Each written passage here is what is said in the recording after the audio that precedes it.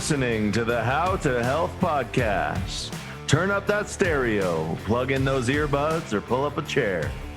It's time to master your health journey.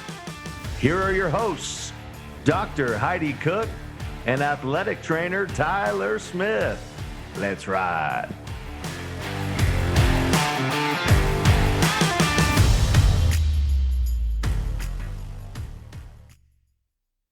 Howdy ho. How's it going this morning, this afternoon-ish time? It is cooking along. Cooking along, both in lots of different ways. Yes, I am just thriving. You are in Albuquerque. Fresno. Oh, you're in Fresno, not Albuquerque. I'm sorry. Brain don't work. Brain don't work. Nice. Well, that's I don't know if that's necessarily better than Albuquerque. It's really, really not. It's about the same. But it is warmer here because it was really cold in Boise, and today it's supposed to hit like 85. Wow, that's nice. Yeah. But I don't know if I'm ready for it yet, though. I literally in Boise it was like 50 degrees. So now it's like 35 swing. It's we talked about the weather last time and it's been really nice. But this week has been colder than most and just like super windy. So the weather's been kind of gross this week, but I'm still taking what I can get. And You should. Yes. yes. But with your travel schedule this week, I got to sleep in all week, which was fantastic. Yeah, I mean, that's always nice. We were recording on a different day and a different time because of his travel schedule, and guess who's not complaining? Yeah, this person. Yeah, exactly. But Tyler didn't really get to sleep in or, take a break, but I'm definitely coming on the upside of this travel schedule that you've got. I mean, it should be, I don't know for sure. So we're at conference championships in Fresno, which means that for a large percentage, I was thinking of this, and this is always I kind of laugh, contextual thing for me is for probably about 75 to 85% of athletes, this is the last competition for the year. Uh-huh. And it sounds funny, but when you put that in your mind, it helps you a little bit when they have what's a nice way of saying this other than BS? When they have little things come up that are not real injuries, where you're just like, okay, Tyler, get them through. This is their last big hurrah, and then we can formulate a plan for them. You know what I mean, for the off season. But because there are a lot of things that pop up with nerves and the last meet and being kind of worried. So we're just trying to get through this and hopefully have a safe and healthy conference meet, and then those who go on will go to Fayetteville, Arkansas, because that's where the West Regional track is this year. I don't know how that is west. That doesn't seem very west at all, but that's how we divide stuff up in track. So Gotcha. Well, nice. Yeah. How are things on your end? How is the baby doing? Baby is good. We are almost 38 weeks, which is wild to think about. There is a very real chance that we are, in the could go into labor in 2 hours, 2 days, or 2 weeks. We just don't know. Squeezing in this episode in the nick of time here. Yep. And then, tomorrow I have a little checkup, and we're kind of at that point where, at any appointment, they could just walk in and say, it's a great day to have a baby today. It's a great day to have a baby. So yeah, things are good though. I feel good. Still, been able to work out and feel pretty good overall. Things are definitely getting more challenging, that's for sure. And sleep is still hard, but for the most part, yeah, we're kind of just cruising along. I feel like we're pretty much caught up on our list of things. Like, I feel very prepared. There's some odds and ends and little housekeeping things for work that I need to tie up this week, and kind of thinking that I had next week to like tackle a lot of those things, but now I'm not so sure I'm gonna have that time. And yeah, so just trying to get all the little things done, and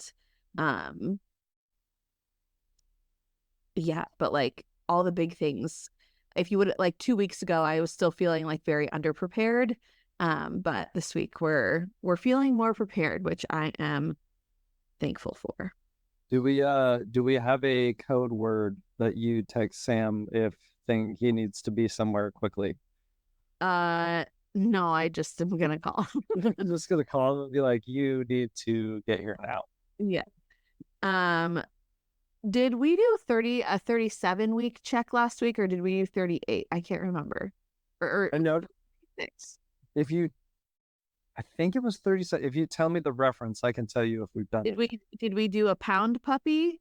No, we have not done a pound puppy. So the 37 week benchmark is the same size as a pound puppy. Do you remember a pound puppy? I do. I used to have one. Yeah, same. So yes, Sam had no idea what a pound puppy was, and I was not happy about that. I was like, what do you mean you don't know what what do you mean you don't know what a pound puppy is? I really understand the words that are coming out of your mouth. Exactly.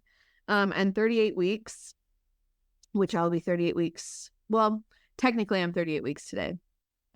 Is the size of a bowling pin. Bowling pin. Big boy. And then our fruits and veggies reference.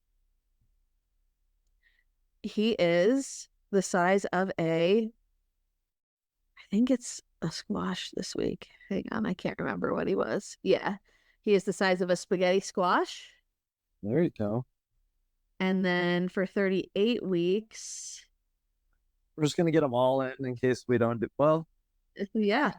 Sadly, this probably will be our last. What is that one? Equivalent to a melon. This will probably be our last check-in because we've pre-recorded because we don't know when it's happening. So unless we have a really off week next week and she just feels the need to get back on the pod, this might be our last check-in here.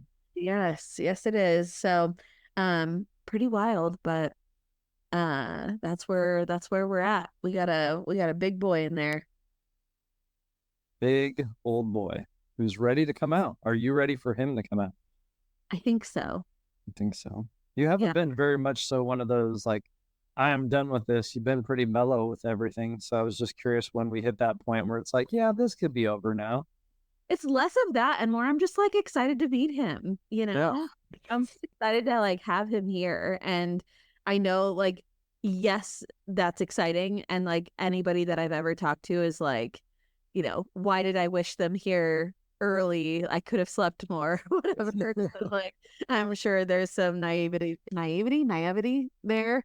But yeah, I think last night we were sitting on the couch and I was like, I just want to know what he looks like and I want to meet this little human. So, we've been hanging out for 9 months and I don't know what he's like. Yeah, it'll be interesting. It'll be a fun, exciting, tiring time. Yes, it will. So I'm very, very excited. But like less of like, I'm done, I'm over this. I'm wondering if, like my body might tap out before my brain does, kind of a thing. Like, if my blood pressure is like starting to creep up and stuff, my body might be like, okay, it's time before like I am mentally like over it, but we'll see. Yeah.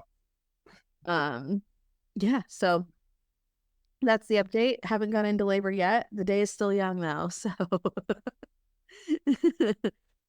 never know what might happen. Such a weird concept of just like waiting around being like, today the day? I don't know. Well, Could also hopefully, be 3 weeks from now. yeah. I hope for your sake that probably not 3 weeks from now. I don't think it's going to be. I was already dilated at my last check-in or my last checkup, so I'm like, I'm sure it's not going to Go that long. be much longer. Yeah. I had a friend's wife who her water broke while she was at the grocery store. Oh, I was wondering that too. Like, am I going to be one of those ladies who, like, I just like start having contractions and stuff and like time them and go in, or am I going to have like, is my water going to break? And if it does, like, where is it going to be?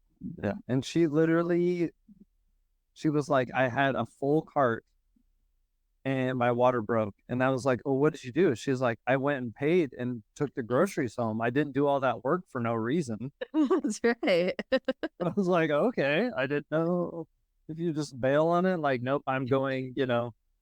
right now. But she's like, no, she wanted those groceries home. So I feel that, honestly. Like, at this point, it's a challenge to get things done, and I wouldn't want to waste all of that either. And like, if it's your first and your water breaks, you still probably got some time before you have to, like, really, really worry about anything, I mean, I've heard, I don't know for sure, but I've heard. Anyways, well, how's your week going? It's going well. Like I said, we are conference week, doing well in Fresno, and then it's already past finals, so we're out of school. We have open agenda, no classes until summer classes start. So kind of wrapping it up. Started an EMT course this week, so that's a little bit more than I thought it was going to be, but we'll get it done. Like, we'll get it all taken care of. And then I'm mostly excited for the summer to, like, when school kind of calms down and Quentin gets out and I can get out on some vacations and some, regenerative time and time with the fam and all that. I'm just really looking forward to that. For sure. Yeah. I hear you on that one. I know, like, it's definitely not going to be like a walk in the park in, early newborn life, but like, regardless of how hard it is, I am just looking forward to like quality time with Sam for, a period of time there. I think that's just going to be fun to, like, be around with just, the two of us for a while. So I think that'll be fun. It should be exciting. Definitely not regenerative, but yeah, that's what I'm hoping mine will be. Yeah, you know what I mean? Just, are you guys taking the camper out? Yeah, we have a couple of trips planned. One to northern Idaho, not northern Idaho, but up toward northern Idaho, where we went last year. We're going to go to Colorado to visit a friend, and then a week in McCall, I believe. We're going to hang out there for a while. So fun trips. Kind of easier trips this year. Like, some of our camping trips are what we call dry camping, where you have to like pack water, a generator, like all that. And so none of those this year. So it should be easy and should be a lot of fun. Nice. That will be a great time. We have like nothing planned for the summer. We really need to get up to the cabin. I was going to say, yeah, you guys might be busy, but yeah, I'm sure you're not going to have any big trips. No. Our big trips, we have nothing planned until the fall, as far as big trips go. So, we're chilling this summer, but we really need to get up to the cabin. We were kind of hoping to get up there before he came. Now it's getting a little too close where I really don't want to go into labor when we're up there, but like, it was too snowy up there to, make me feel super comfortable about being up there. Sure. And so we punted, and now it's going to be after he comes, and who knows how we're going to be feeling and all the things. So, anyways, that's where we're at for the summer. But as Tyler mentioned, this is probably the last episode we're going to record. I don't know when it's going to come out, when it's going to grace your eardrums, but this will probably be the last episode that we record. We've already recorded the finale episode. We really bounced around here in an attempt to be proactive in case I went into labor. But this is an episode that we have been basically like not really like formally teasing, but we have mentioned it probably upwards of 25 times. Yeah, a lot for sure. Saying that like, oh, we just need to record that episode. We need to record that episode. And so when Tyler was like, what do you want to do for the last episode we record? I was like, oh, we have to record this episode. Like, this is our opportunity. So I'm gonna preface this episode with take it with a grain of salt. For sure.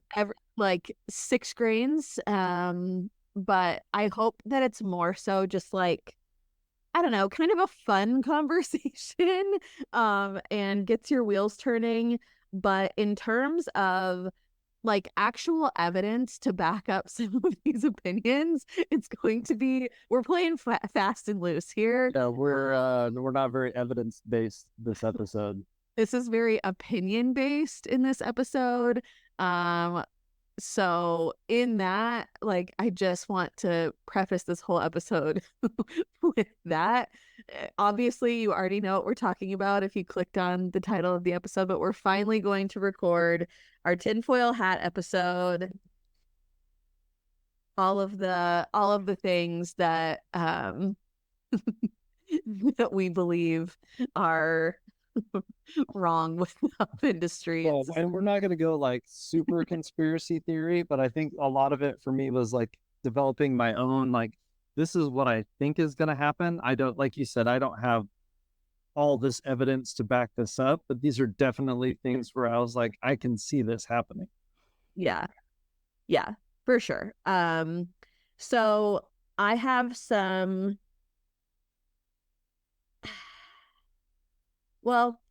notes written down of just like some things that like maybe we've talked about or touched on or whatever already.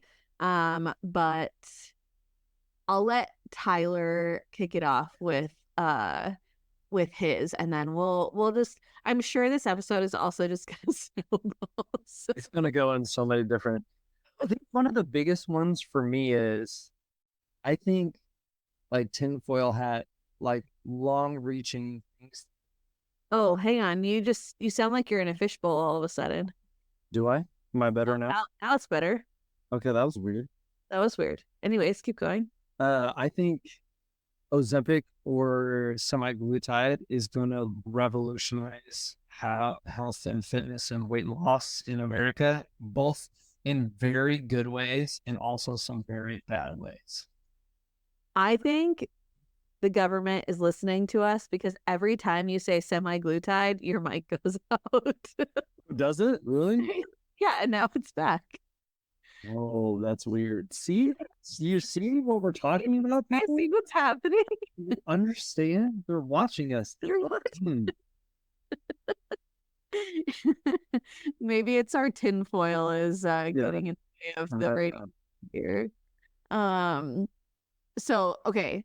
Again, your mic kind of went out, but you said you think semaglutide is going to revolutionize weight loss in good ways and bad ways. Is that what you said? Yeah. And I think the peptide market is going to explode, and then it's going to cause a whole bunch of problems because peptides are also, at this point, you can't patent a lot of them because they're all naturally occurring. So that's going to cause downstream effect with pharmaco companies, and like they're downplaying the positive benefits because they don't want because they can't make money off of them. Yeah. 1,000%. In what good ways or bad ways do you think it's going to change the game, or if it hasn't already? Well, I think one of the positive things is for people who and I don't want to use the term obsessed, but that's probably the easiest connection point, is obsess about food, or it can snowball with food.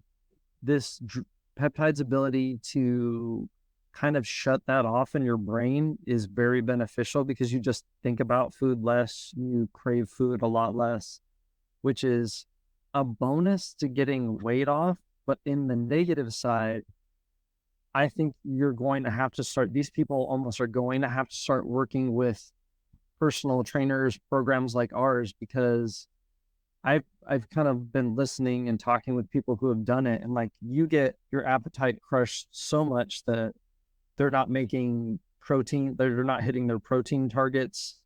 There's like some people that have talked to me about like potential nutrient deficiencies because they're just not hungry ever.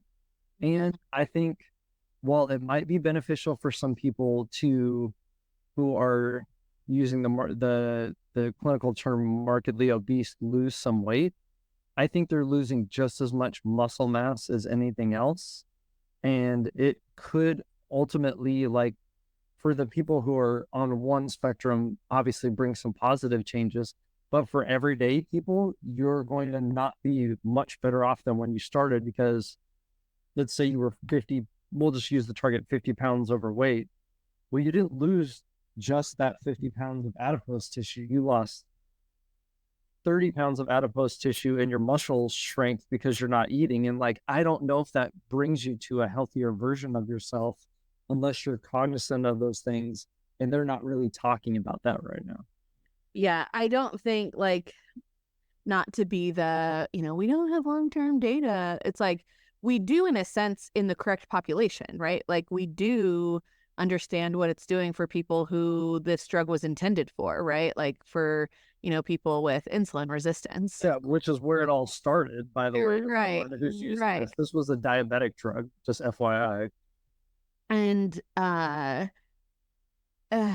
like, and so we can see that, but like now there's like a bit of a snowball happening in terms of the drug use for overall impulse control. Have you seen that? Yeah, that's what, I don't know if it's an interesting side effect or just creeps me out about how, like, people will say, not only am I not interested in food, but like, let's say, you are a glass of wine at night with your, whatever, like that impulse goes apart. And like people who maybe have like some gambling or stuff like that will be like, no, I just don't feel like doing it anymore. And like, that's where I get a little weirded out. Like, it's kind of changing the chemistry of the brain. And I don't know if this is like groundbreaking or a little bit frightening, because we don't know why it's doing what it's doing.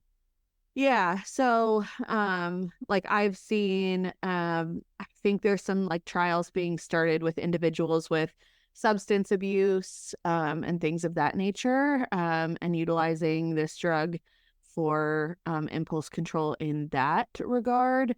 And I'm overall curious, like you said, like there are some, I think, detrimental effects that are happening to individuals who maybe are getting on it and don't understand that it's either like a for life thing or the results aren't going to stay, right? Like that's a very real conversation that I've talked to multiple people who either didn't understand that or didn't like how they felt on the drug.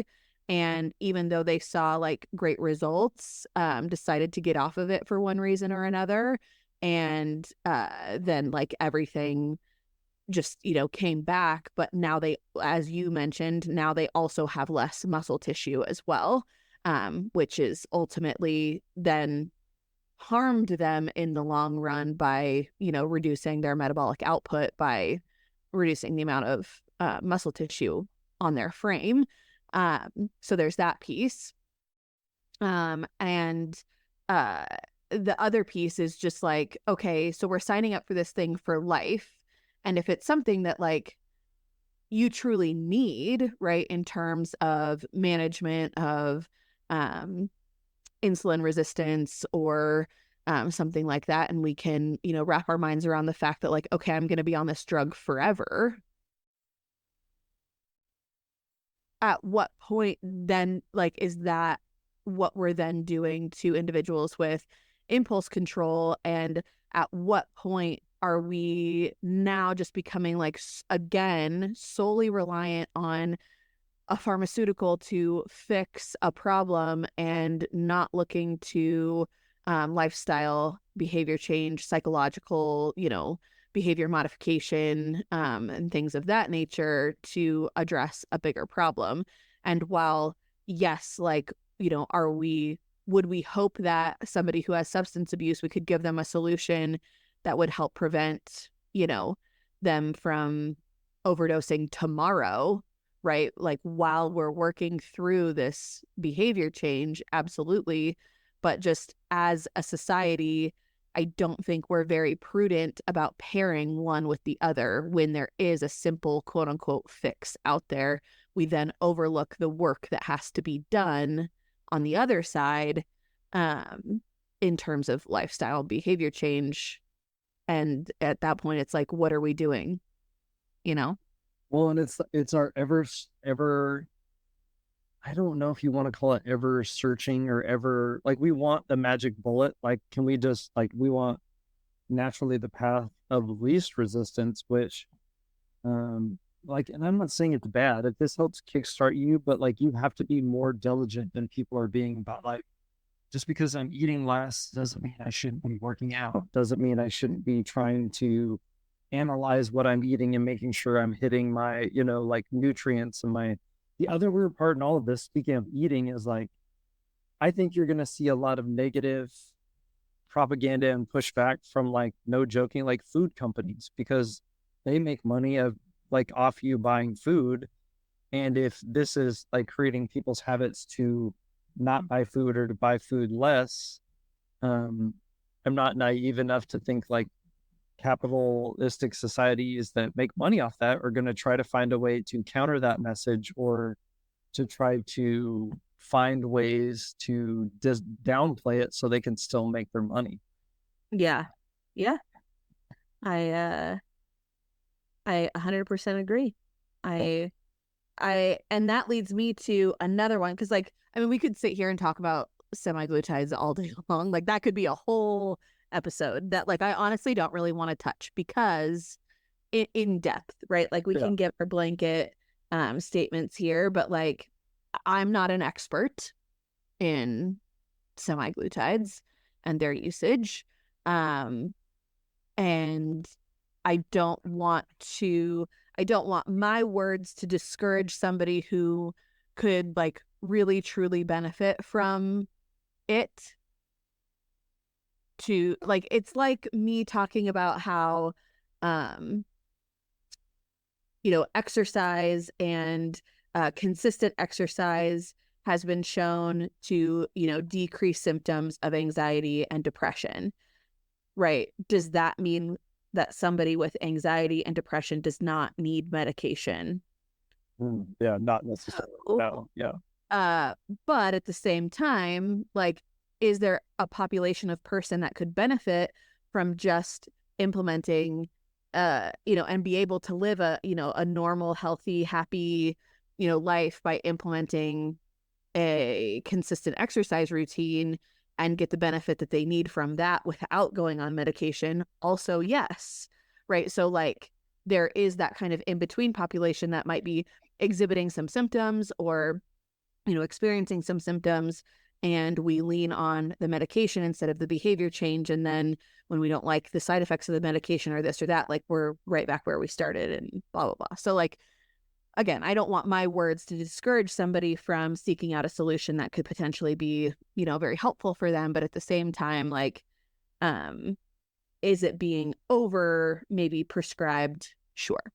Or, misused, or, are we not taking in the long-term repercussions of it because we're just so desperate to lose weight?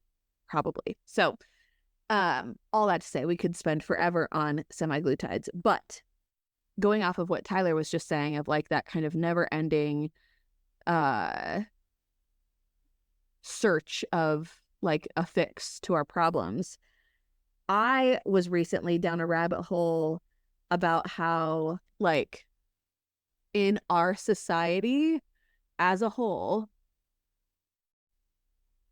so many things have been removed, like in America, right? So many things have been removed from like our natural day-to-day that still exists in a lot of other cultures, that has then been kind of like rebranded and sold as like a service because it's been removed from our society. Now, I think there is a group of people that look at this and they say like, oh, it's, you know, this capitalistic society that's, you know, driving all of these things to be taken away from us, then resold to us and blah, blah, blah. Like, I don't think I land in that camp. Like, I think I more so land in the, we're like hyper automating and like doing all of these things in our day-to-day life to make things more streamlined, or, you know, like you said, like, you know, you don't even have to like go to the grocery store anymore. There's grocery delivery. Like, there's so many little things like that that are being removed from our, you know, natural day-to-day life and then being resold to us. But in like the realm of health and fitness, that has very much, you know, changed in terms of how our neighborhoods are, you know, developed, and you know, commuting to work isn't, you know, just like, we're not where a lot of other societies are, you know, you live within a radius of, you know, where you work, where you can just walk to it and walk home every day. You know, now we have a, you know, 40-minute commute in a car or something like that, or, you know, or we're stuck in traffic, and so okay, we're not getting, and then we sit at a desk all day and we're not getting any natural movement throughout the day, so here's a gym, right?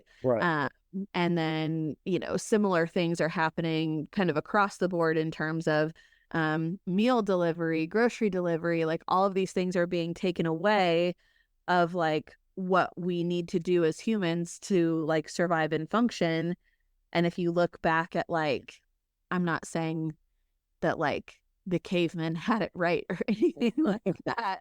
You know, they were, you know, our lifespan has significantly increased, has, you know, the modernization of society has improved, but at the same time, like, you know, we weren't really also like dealing with, you know, obesity as a prevalent problem, or, you know, the comorbidities that that come along with that. And so it's just interesting to see this shift of like, okay, we've solved a problem in terms of you don't have to go get your groceries anymore, but in doing that, we're like creating new and more problems.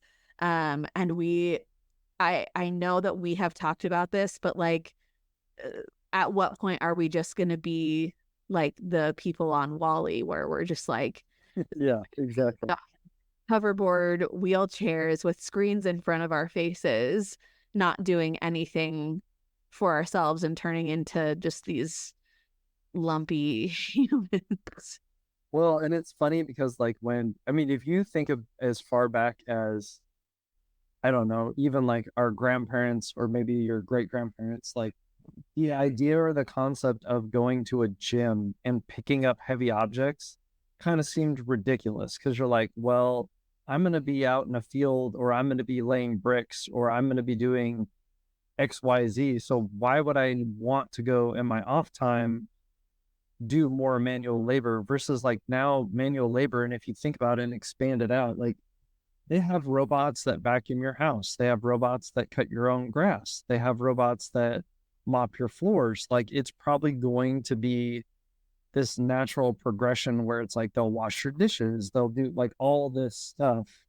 And your intentionality for physical activity has to be so like ingrained in your life, or you will virtually like not be able, or you won't do anything. You'll just be like, well, I don't need to do that. And I've seen this a little bit, I think earlier than most, where I had some grandparents that lived on their own, and then my grandpa like didn't like, would they move to a community, and his big selling point was like, they mow the lawn for me. They're like, you could call them and have them change a light bulb for you. Like, you didn't have to do anything for anybody, but like to some extent for safety's sake, I think that was, okay, if like there's a risk reward, but you just kind of saw them deteriorate because they didn't have to do anything. And like you said, those things that we are meant to do, like we're meant to move, all got taken away in the name of convenience. And now it's like, okay, that, like you said, it solved a problem, but was it really a problem, or is it just an inconvenience? And we're just trying to, I don't know. I think a lot of times we try to make life way too easy for ourselves. I agree. Like, I was literally just having this conversation with a client this week about, there was a baseline level of movement that was missing, right, from her day-to-day life. And, it was less of a conversation of like, how can we get into the gym, 5 days a week or something like that? But just like, how can we move more in general and start there? Because there's such a mental barrier with this particular client, between her and like formal exercise. And I'm like, okay, that's great. Like, let's meet you where you are and get some, generalized movement in. And this concept that like movement can be,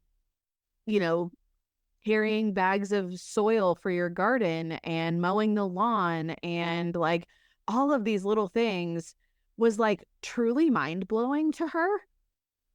And I was just like, yeah, like if we can, we talk about the kind of the payout of like metabolic cost of different activities, and like 80%, right? 80%-ish, maybe it's like 75% is going to your resting metabolic rate, right? So like that's the grand majority. Then we have roughly 15 to 20% of activities of daily living, right? That's the other like big, hard, heavy hitting portion of our metabolic expenditure throughout the day.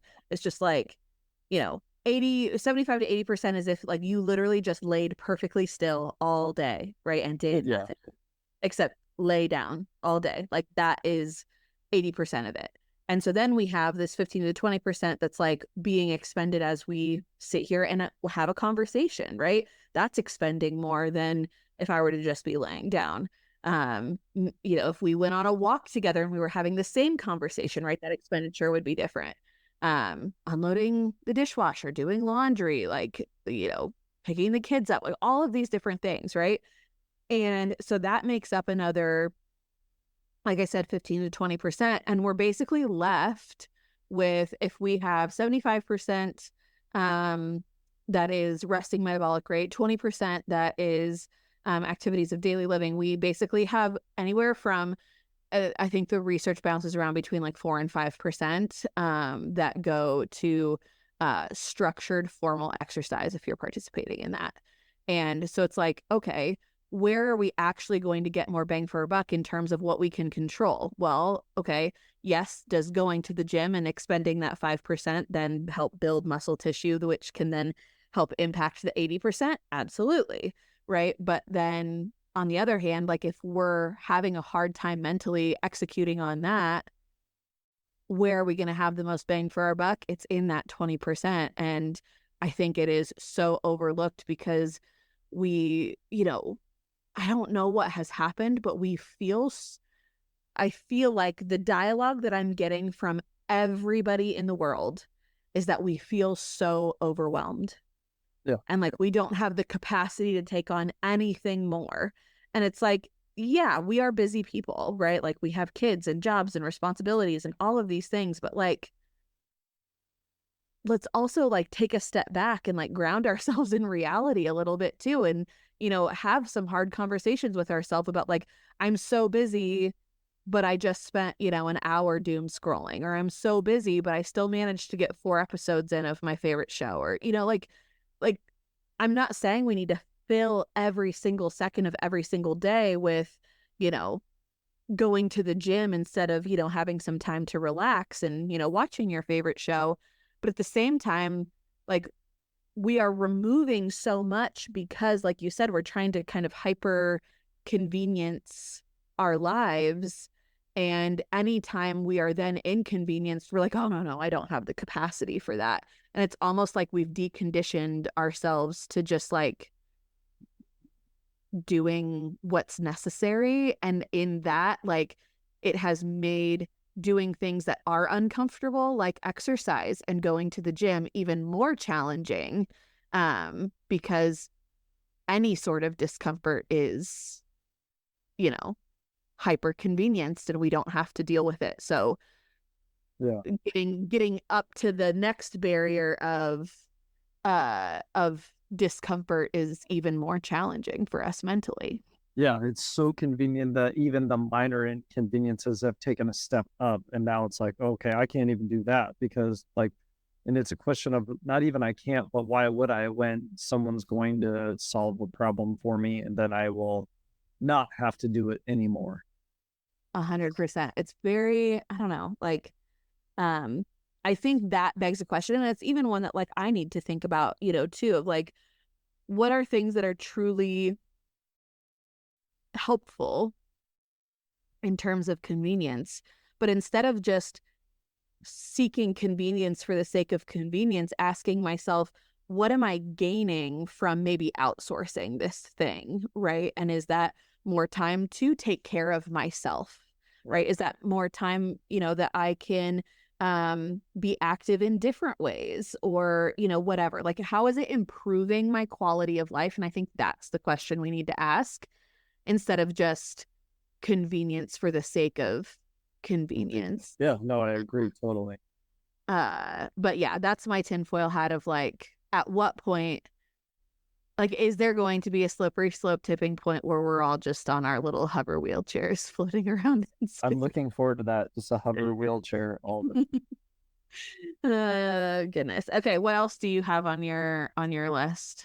I think another one that's been popping up a little bit, and this is like, I don't know, because like this kind of, I don't want to say flies in the face of what we talked about, but or what we do stuff, but I feel like we're going to start to see, for a couple reasons, and then like an anti science approach or a distrust science approach to health and fitness and all that, because of, we'll just call it like, there's a lot of people who are very critical, and I think you always have to analyze like the way we handled the pandemic and stuff like that. But I also think that there's been this rise in things like functional practitioners and like more alternative medicines because of twofold. One, there's a lack of trust for some people in the system itself, which I think was there anyway, but I think it got a little bit expanded by some of the things that happened. And I think just the inability to self-reflect through through the whole thing and be like, we probably messed that up. We probably should have done it. Like, openness and the understanding. But I think there's that. And there's been, I've gone through and talked to some people of just like this rigidity in making decisions solely based on the evidence and not being open to different things, where people just seek alternatives. And it's going to be things where like people are going to spend less time at their doctors because they don't like the answers they're getting, and they're going to seek the answers they want. Yeah, I think it is interesting, and I don't know where I land on this, because they're like, even just what we talked about, like, even I can get skeptical sometimes of like Western medicine because of this like hyper reliance and everything on like the pharmaceutical industry as a fix to, you're depressed, here's a pill, you're now overweight, here's an injection, you're like, there's a very A to B type approach with our approach to medicine. And I think like I really do believe there is a wonderful middle ground, right? Like and everything that I have ever preached or taught or whatever is like, the truth often lies in like this very unsexy middle ground gray area. And I think in terms of our approach to medicine, like I think there is, just a middle ground between these more functional type practices, more of a holistic kind of approach, more conservative, or maybe some of these methods, like this methodology that is maybe a little less researched, but still has some clinical evidence, and a developed westernized approach to medicine as well. And like there's a marriage there that I think is where the sweet spot is. But like you said, because of also like this push of other people starting to kind of see and understand like what is the pharmaceutical industry actually doing to us, there was that, people's eyes were finally opened to the opioid epidemic, right? That was primarily caused through the pharmaceutical industry. And so it's like people starting to realize like, does this entity, right, really have my best interest in mind, or is it a money grab, right? And so there's a lot of people who are, floating on that spectrum. And I like, semaglutides is a great example. Like, do they actually have the best interest of our overall population in mind, or is it a money grab? Like, we can look to Weight Watchers and everything that they're doing and teaching and preaching about lifestyle change, and now they're like 100% bought in and on the semaglutide train. So it's like, what's actually in our best interest and what is a money grab? And I think people are frustrated with feeling like they have to do the detective work to like discern that. And I think that's where like a lot of the distrust comes from. But then like in that as well, it's unfortunate because then there are, solutions to things that would be really beneficial that then there's pushback on, or, we have, and I'm not telling anybody what they have to do with their lives or their kids or whatever, but then, we have people making, decisions based off of blog posts and conspiracy, sites about, children's vaccinations or medications or all of these things. And it's like, it's been interesting as a new parent, like doing some of this research and being like, what has merit and what doesn't in terms of like what people are talking about out there. The number of like DMs that I've gotten of like people telling me to be wary of blah, blah, blah, blah, blah. And I'm just like, wow, like what's happening to us as a society? But like, I think, like I said, I fall very much in like kind of this middle gray area of like, modern medicine is wonderful and a wonderful gift that, we have found and has benefited us in a lot of ways. But then also that has then tipped the scale into, a money grab as well. And so then there's pushback on that. And then just like anything, like the pendulum swings, right?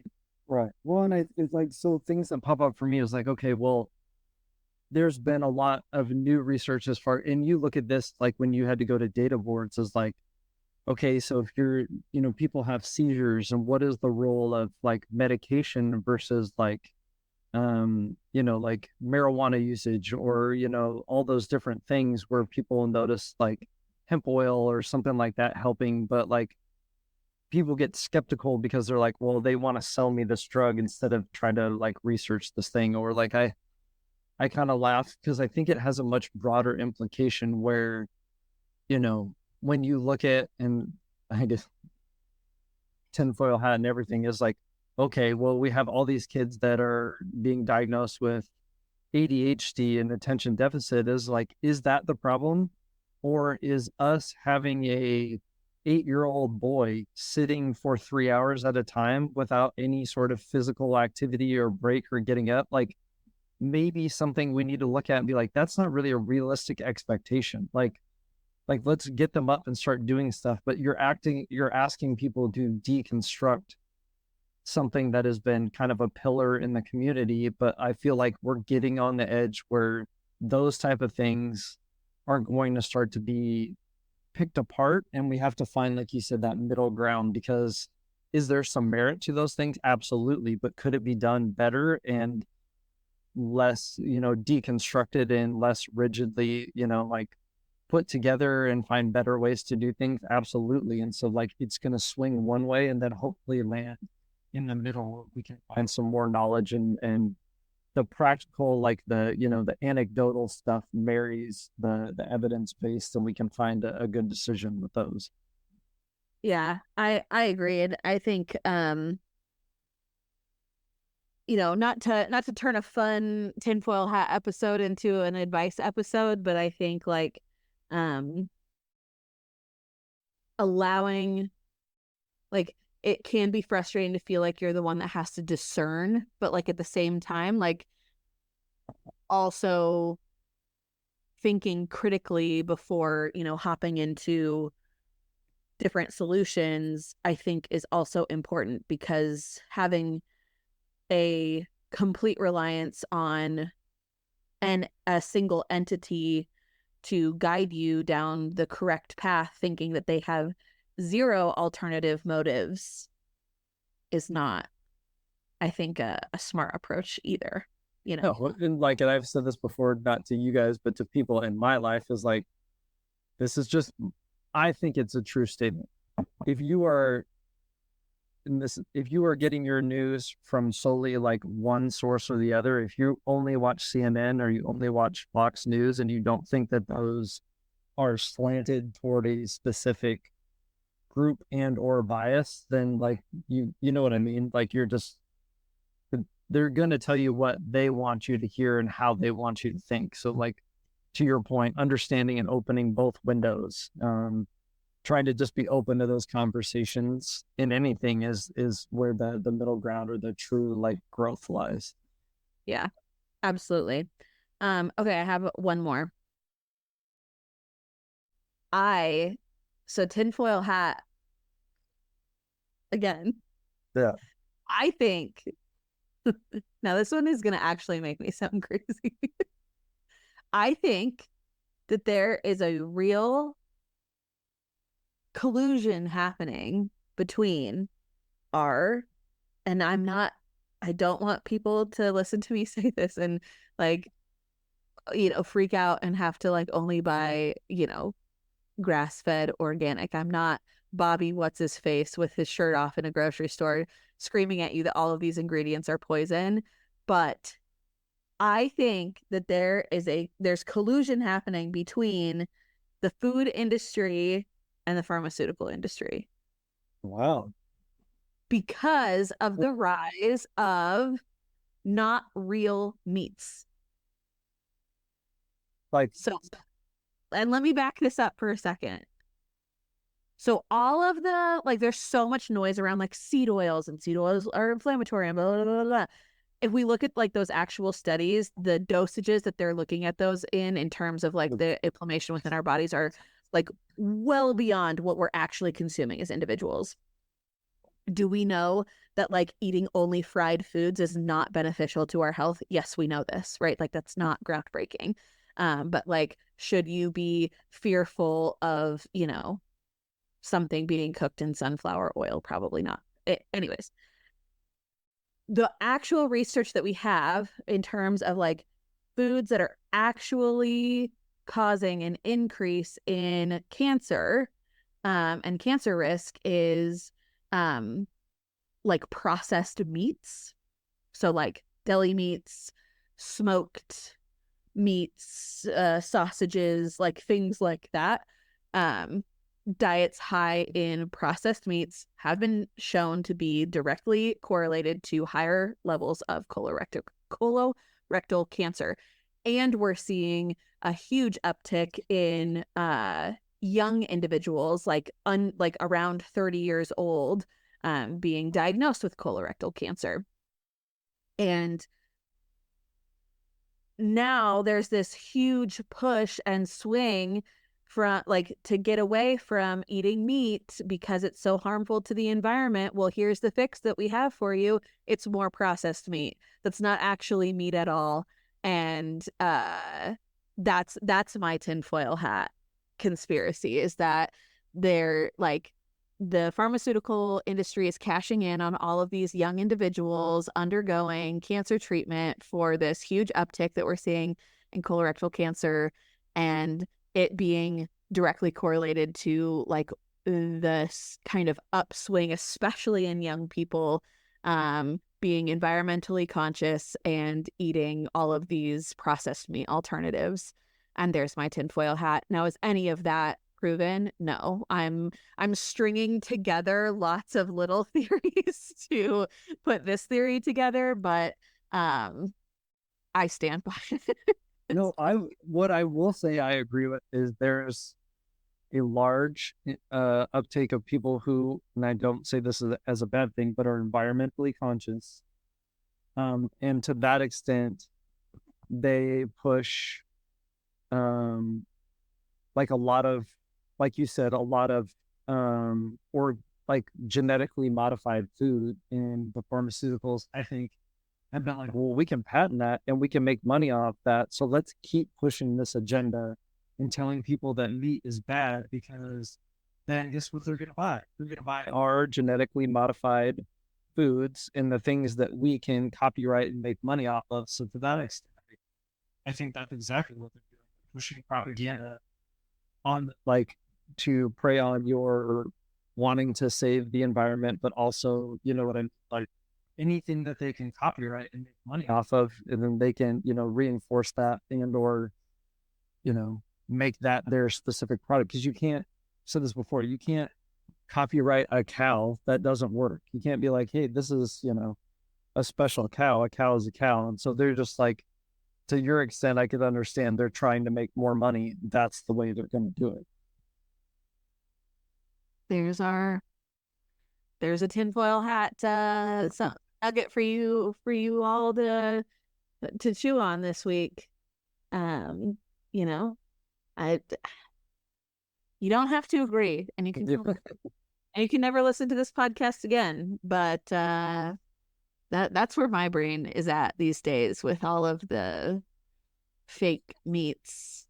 Yeah, I don't understand a lot of it, but I am not on that train. So if it helps you though, if you having a Beyond Meat burger makes you feel more comfortable about your being at a barbecue with your lifestyle, I'm not going to tell you to switch it. I really don't care. But no, that you are funding. Just kidding. Yeah, but no, that you are creating to the downfall of society. No, absolutely not. I think it's funny to just look at these things and to talk about them, because I don't know, they're fun, but it also sometimes gets you a little bit more aware of I wonder what is actually going on here, and just an added layer of depth when you make decisions. Absolutely. Do you have any more? I don't. That wraps it up. Let's head to the sauna. All right. Welcome everyone. It's time to head to the sauna. Let's dive in. Let's go. All right. So we really covered a gambit down the rabbit hole. And like I said, we typically kind of shy away from talking about some of these things just because, I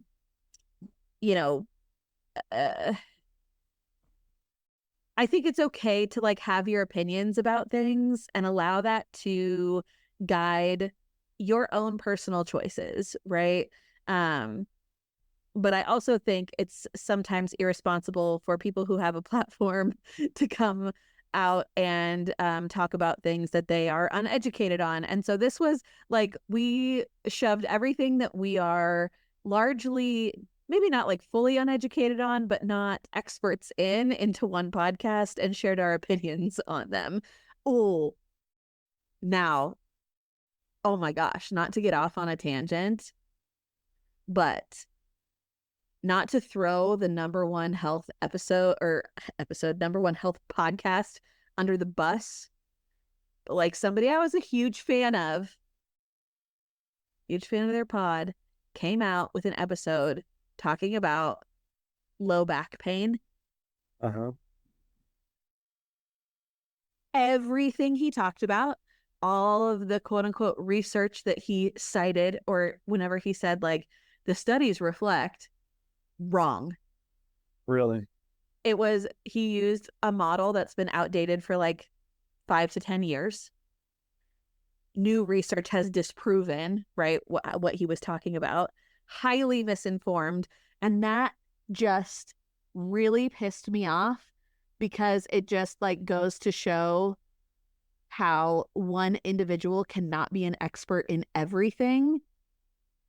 And it's like one thing if he's having like a dialogue or conversation about it, but knowing that he has the number one, health podcast, reaches millions of people, and now millions of people are taking that as fact and running with it, when pain, and specifically low back pain, is so nuanced and so complex, and to like boil it down into basically 2 hours of bullshit was crazy to me. Crazy. Oh my gosh. And so I was telling Sam, I was like, he started to lose me when all the news came out that he had 6 girlfriends, or maybe it was 5 girlfriends or whatever, and he was cheating on all of them. I was like, he started to lose me after that. But I was like, you know what, no, like what he does in his personal life, whatever, like he's still out here fighting the good fight. And then after that I was like, I might be done.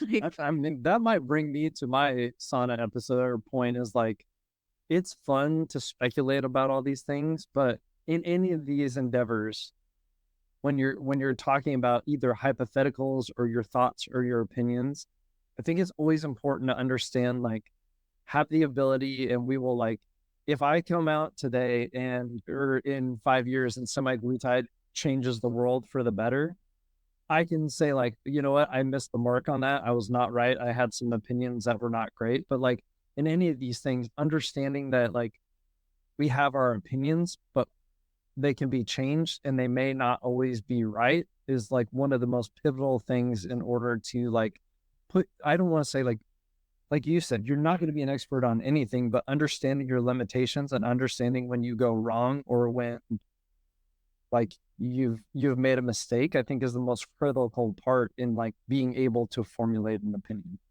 Yeah, absolutely. And like that's what pisses me off, is he had all of these experts basically coming to him and saying like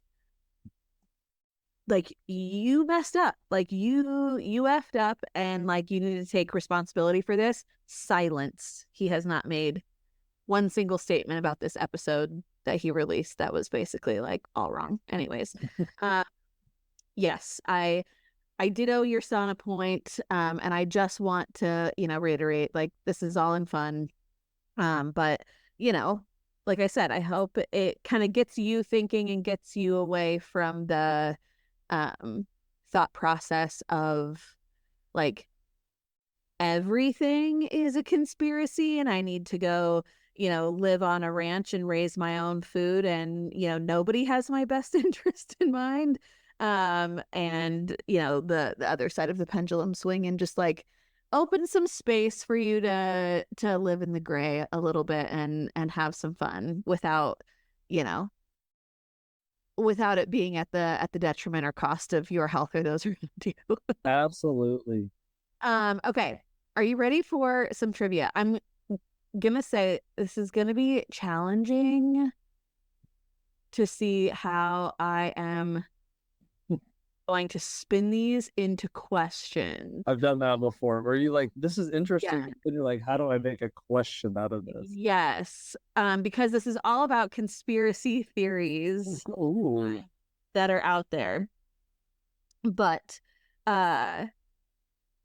one of the earliest conspiracy theories that floated around out there happened in 1969, was one of the first like conspiracy theories to actually like gain traction in America, was what? Okay, so this is because I'm not a history buff. Was it so I'm torn between two, and this is gonna sound horrible. I don't know what year they both happened. The two that come to my mind would be the conspiracy or like the JFK assassination. Uh-huh. And then the other one is the faking of the landing on the moon. That's the one. That's the one. Yeah, both of those where I was like, this is fake. Yes, the fake moon landing. What's so funny is we joke about this fake moon landing all the time, like in my family.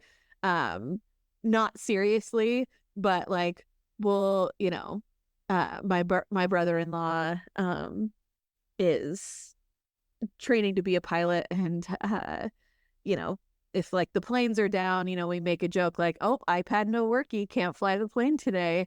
And then it's like, you're telling me in 1969 we made it to the moon and I can't take a plane off the ground if the iPad no worky? It just, anyways. So yes, that was one of the very first widespread like media conspiracies, was the faking of the moon landing.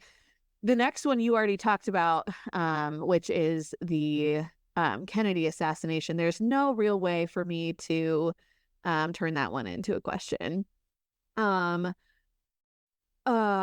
Where do conspiracy theorists believe the Illuminati headquarters is at? I want to say, I don't know if this is right. I know there's supposed to be one. I don't know if it's the official one in Denver, Colorado, where the horse is. Like, it's supposed to be underneath there, underneath the airport. The Denver airport, yes. And yeah, the big horse that's as you're like driving up, it makes no sense. This like giant horse statue with these like glowing red eyes. It's so creepy. But yes, that is where the Illuminati had. I live here and I did not know that. I do that. I don't know where I heard it, but I do it.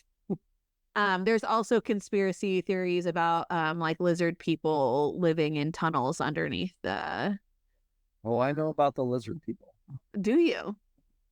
Do you have? No, I just heard about it. The conspiracy about lizard people. So. Do you have your membership card? I don't. Lizard people. I'm waiting for Cat Williams to out everyone throughout Hollywood about the conspiracies that are happening. Okay. We all know that, the Earth is flat conspiracy theory. True.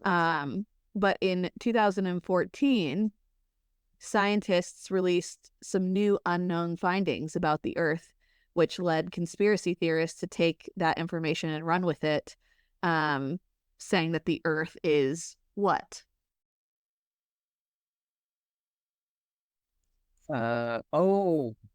No, I was going to say the center of the solar system, but that's not it. I don't know this one. That the Earth is hollow.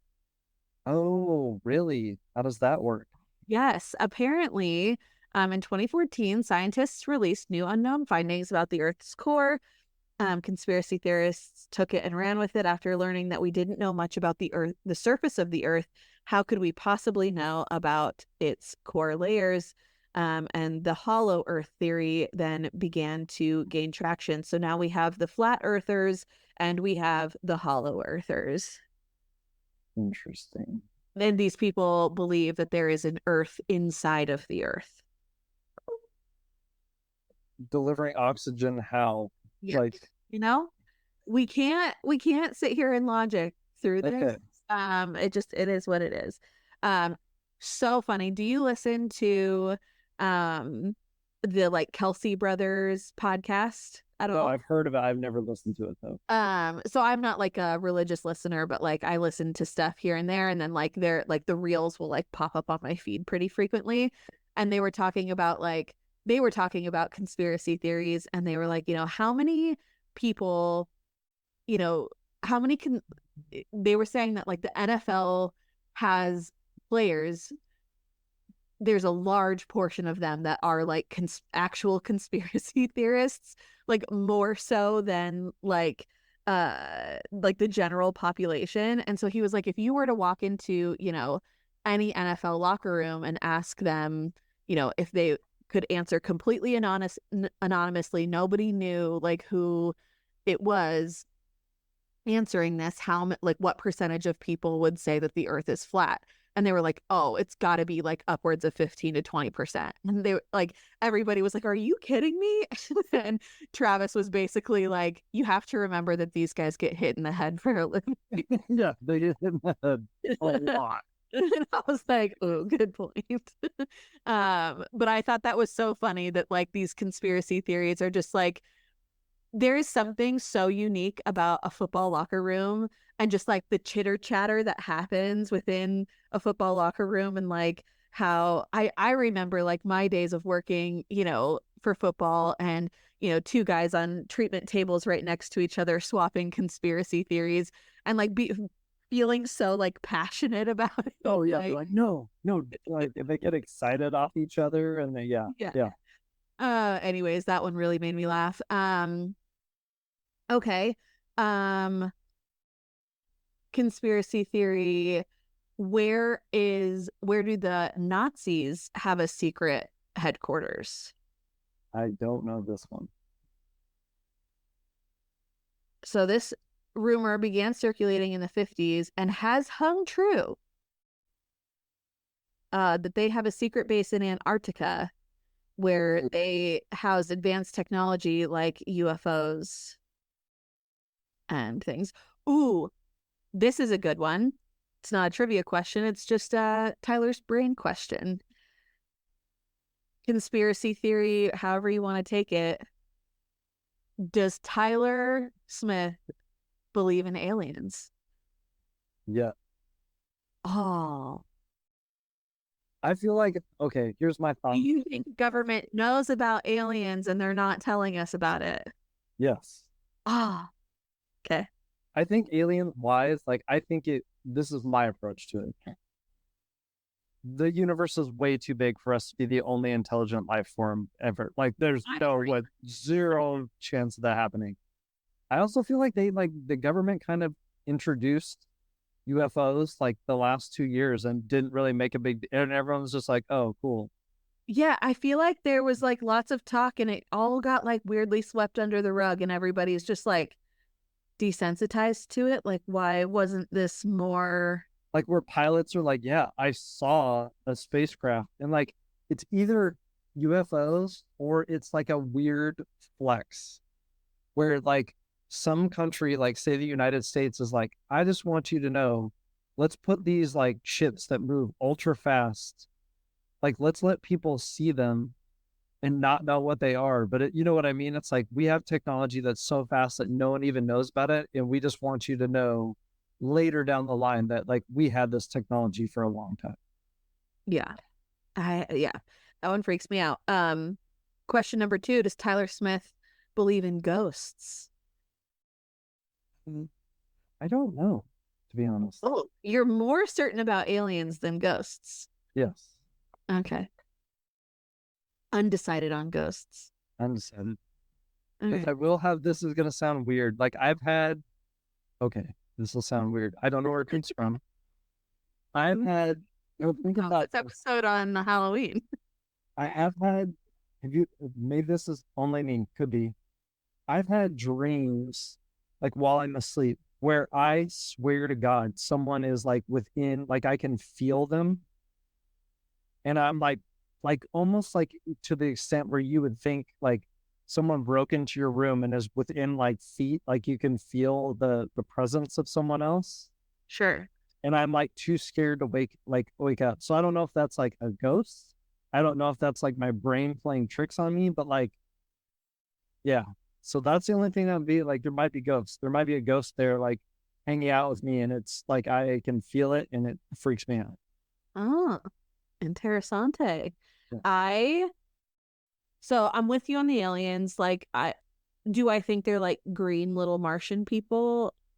Probably not, but like also, my brain can't conceptualize something that like it's never seen or understood before, either. Yeah. So like, yeah. But like the ghost thing, I think, I don't know, like it's very strange to me because like I have felt like a presence. Yeah. Or do I think they're like these spooky mist people? No. But like,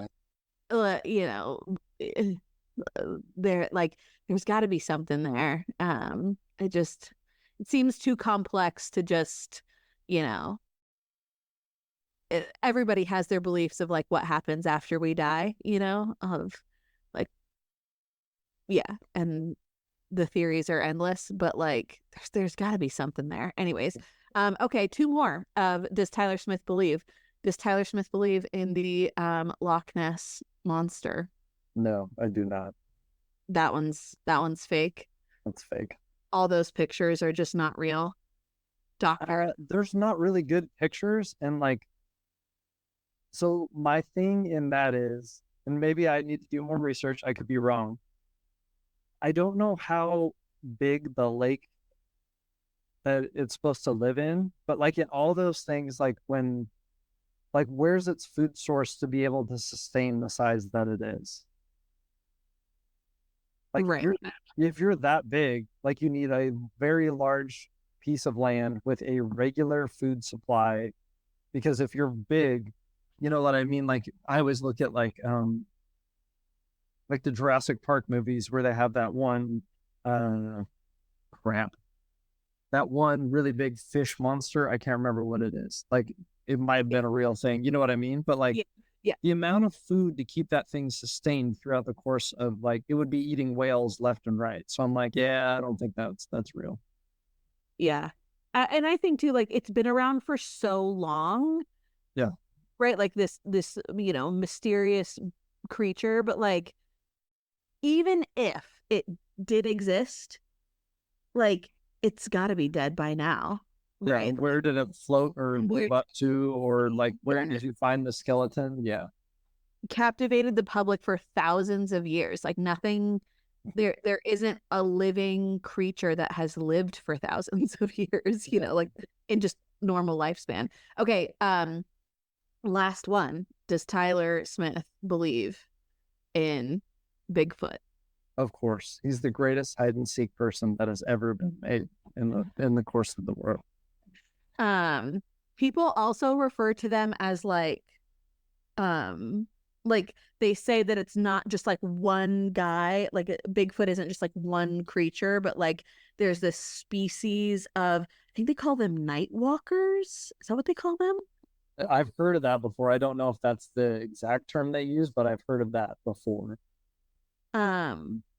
One night I went down a TikTok rabbit hole of these people who like truly believe.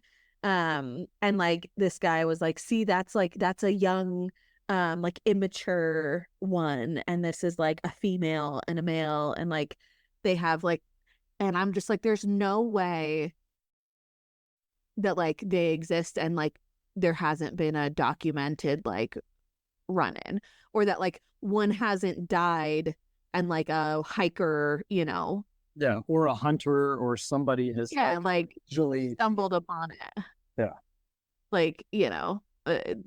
But anyways, thought that was fun.